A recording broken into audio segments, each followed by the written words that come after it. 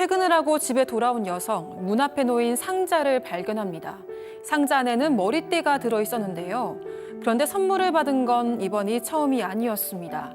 하지만 누가 준 건지 또 어떤 목적인 건지 알 수가 없었는데요. 대체 의문의 선물을 보낸 사람은 누구인 걸까요? 자, 가족분께서 제보해 주신 사건입니다. 사건. 자, 이 의문의 선물 이 관련 내용은 뒤에서 전해드리고요. 자, 먼저 남편의 충격적인 비밀을 알게 됐다고요? 네, 그렇습니다. 제보자는 40대 여성으로 결혼한 지는 2년이 조금 넘었습니다. 남편이 이 제보자에 대한 집착이 심했는데 아무 이유 없이 이렇게 의심하고 추궁을 했습니다.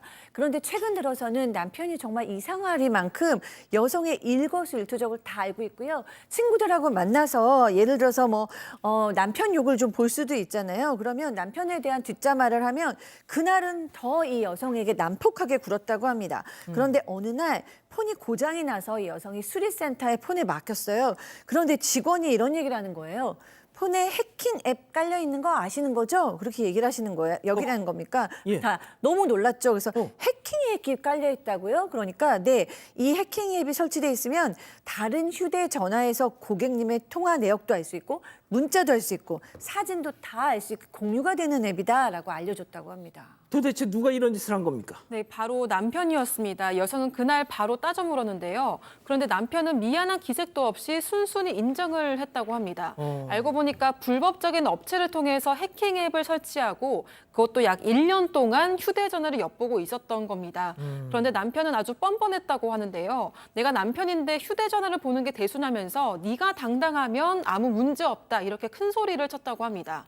여성은 당장 이혼을 하고 싶었지만 남편의 폭력이 두려웠다고 하고요. 가까운 지인들에게 고민 상담을 했다고 합니다. 이때 20년 정도 오래 알고 지낸 대학 선배가 도와주겠다고 나섰습니다. 법 관련 일을 하고 있었는데 적극적으로 도와줬고 또 여성은 남편을 고소한 뒤에 이혼 소송도 시작을 했다고 합니다.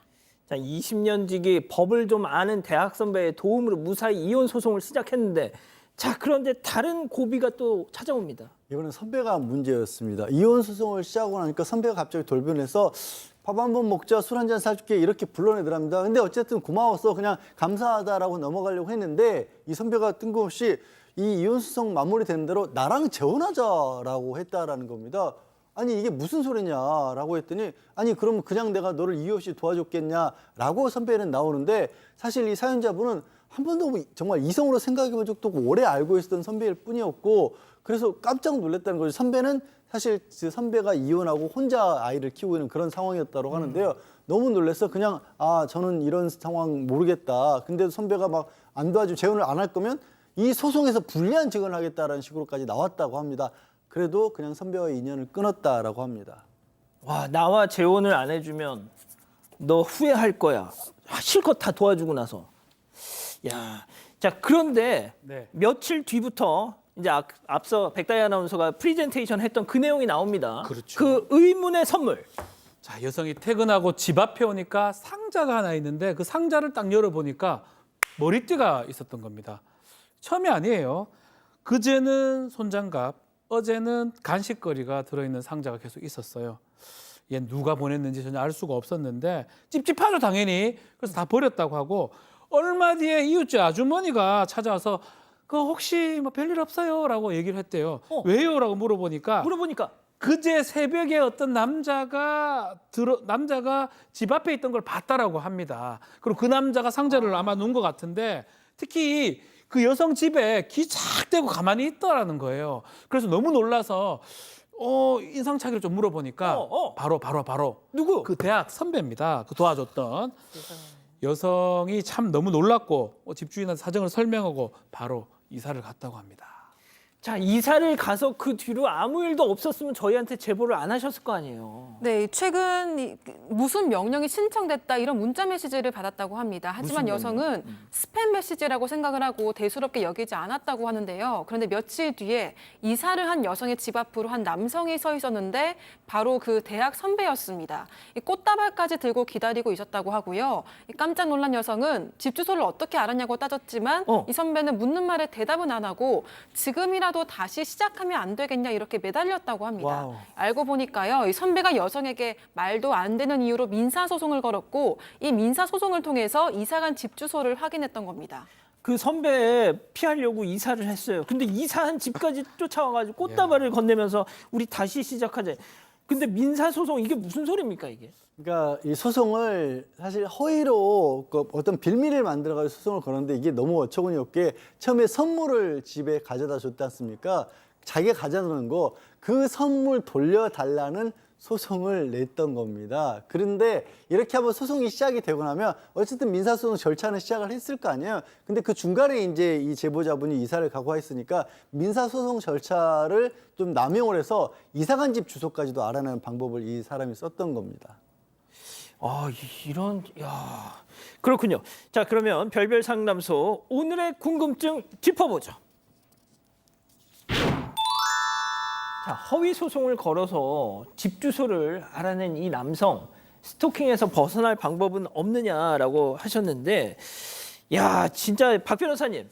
자, 일단 이게 주소지를 이렇게 아는 방법, 사실은 법원에서 이제 주소지 모르고 재판하는 경우도 있어요. 그런 경우는 이제 보정을 해줍니다.